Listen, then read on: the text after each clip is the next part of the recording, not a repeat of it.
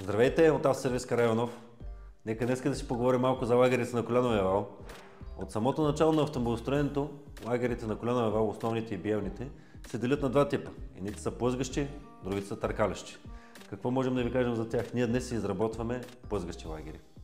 Плъзгащите лагери най-основно преди 1945 година се изработват от бабит, който е на основата на цинк, калай и олово.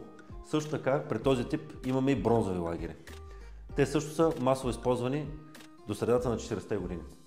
По-рядко използвани при четиритактовите автомобили са търкалящите лагери, ролково съчмени, като за пример за тях можем да ви дадем Шкода РТ или Феномен Гранит.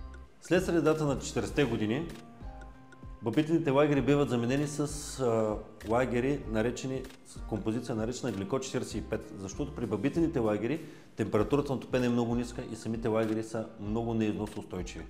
Не стават за съвременни автомобили, които са високооборотни. Бабитните лагери, с които работим днес, се наливат директно върху биелата или върху черупката на основния лагер, в зависимост прямо какъв е типа на двигателя. Нека да ви покажем каква работа сме свършили и технологията за изработване. Нашия двигател на Реното, в случая основните лагери се наливат върху метална черупка, основата на лагера. Тук сме премахнали стария бабит и сме го подготвили с калая на основа. Вече е готов за наливане. А това е готовия лагер, който е уточнен на грубо. Материалът, от който работим, е този. След наливането на лагера, процесите са няколко.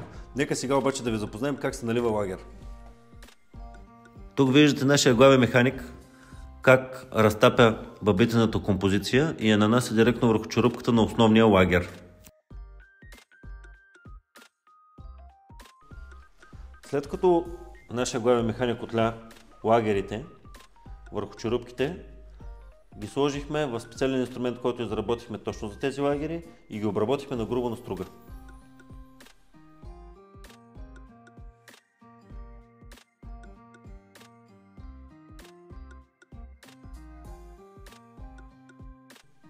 Следващата стъпка е да затворим петите и да изпратим блока на разточна машина, която ще уточни точния размер, който трябва да остане между 3 и 400 при този колянов вал.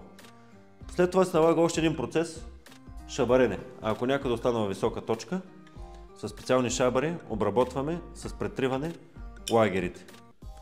И процесът е завършен. При биелните лагери въпросът е малко по-различен. Тук нямаме метална втулка, която е сваляема, а композицията се нанася директно върху самата биела и върху самата пита на биелата.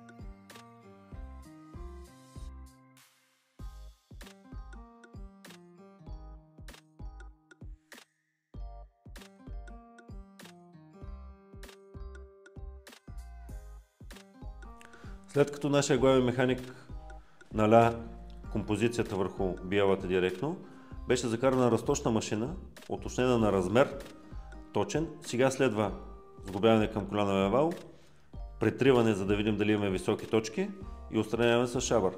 При тези биели срещахме малко други проблеми, тъй като шпилките в случая бяха монолитно изработени към биелата и бяха разпънати и бяха негодни за стягане. Трябваше да ги закараме на координатна машина, да ги разпробим и да подменим шпилките. Надяваме се, че днешното видео ви е харесало.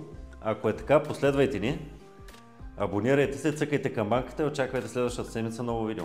Хубав ден от нас!